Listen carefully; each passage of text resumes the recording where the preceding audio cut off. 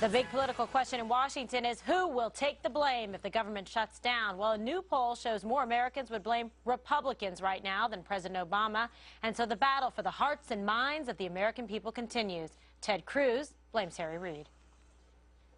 Harry Reid has said, we won't even have a conversation. I refuse to compromise. And if we have a shutdown, it will be because Harry Reid holds that absolutist position and essentially holds the American people hostage. Bill Clinton is going after the Republicans. Can you remember a time in your lifetime when a major political party was just sitting around begging for America to fail?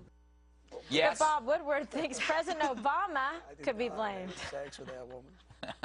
The American economy is at stake, and the president, if there is a downturn or a collapse or whatever could happen here that's bad, it's going to be on his head.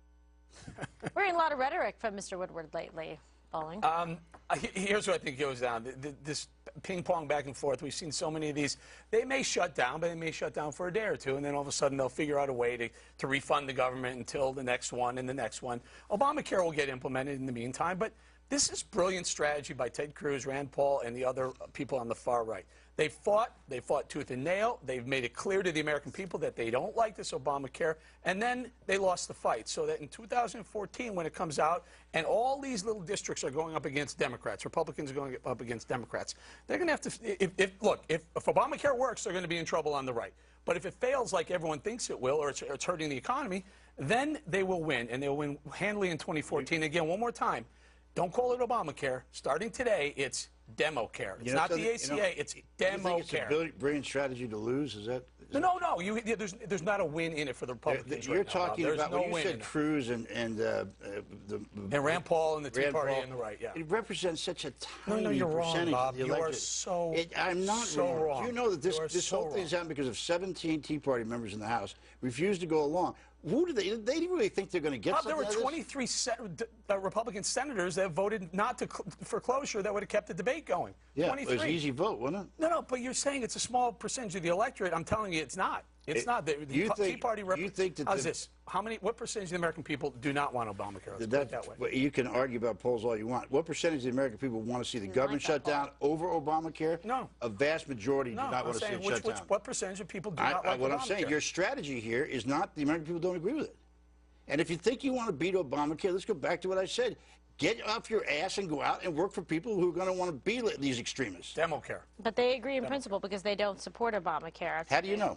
Because you look at the poll numbers, Bob, that we've been talking about on this show. We have full screens and nice graphics. They have not seen it. Tomorrow, when people get up, the vast majority of them, their health care will not change one bit. And you've all told them that the sky is going to fall in, and it's not. Nobody chicken littled the situation. Go ahead. Oh, no, chicken little it. No, I mean, look, Obama has lied about a lot of things, about this bill and this law, and we don't know what's going to happen.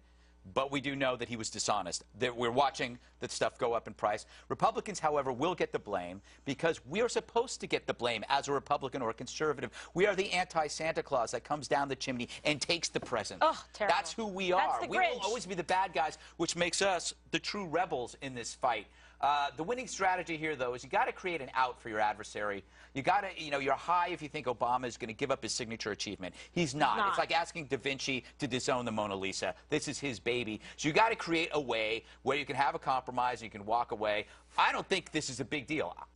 Like I said, this government shutdown, it's like watching Carrie on TV. You've seen this horror movie 100 times. You know the ending. You're too lazy to change the channel.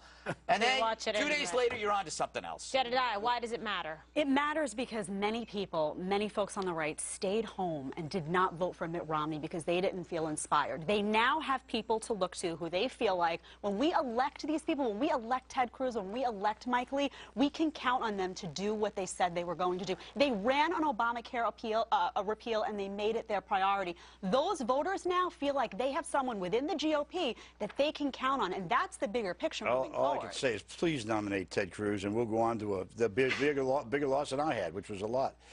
Ted Cruz represents a small slice of this. But look, let's get back here to... As opposed to nominating a squishy Republican. Well, that's what, look, the divide of the Republican Party is the one that's clearly come out here. What has been covered up, Frank, is the divide of the Democratic Party. What happens when you go moderate Republican in a general election? You got McCain and you have McCain and Romney. What happens? Do you think that Ted Cruz could beat that? I don't know, but I would think that a Ted Cruz or Rand Paul, Mike Lee, or one of the other Tea Party type of Republicans would give a better showing than the last. Okay, well, let's take a listen. Stop yelling at me, guys. Oh my gosh. Jesus. Hostile environment, perhaps. Let's take a listen to President Obama, who had a cabinet meeting moments ago.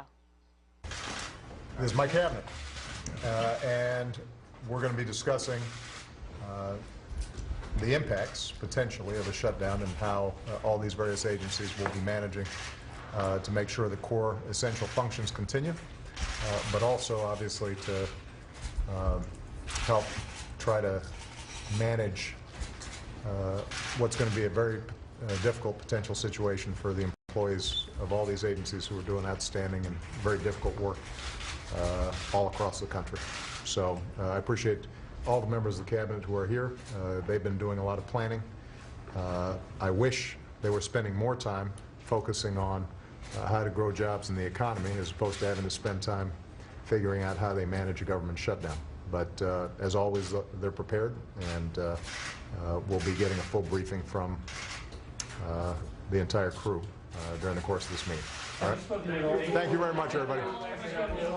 All right, so the president also signaling that it is the fault of the Republicans, lack of jobs, poor economy, that if they spent more time focusing doing their job instead of being obstructionists, that this wouldn't be happening. Greg? Yeah, was that John Kerry or an actual cabinet? Glad we took time for that. I would say to President Obama, we are focused on jobs and growing the economy. That's why we want to repeal Obamacare. Bolling? President Obama walked in the cabinet room and said, oh, so this is what it looks like. Okay, fine. Greg's point about it won't last long is right. And no matter what happens in the end, no matter what happens, the Republicans will lose. All right.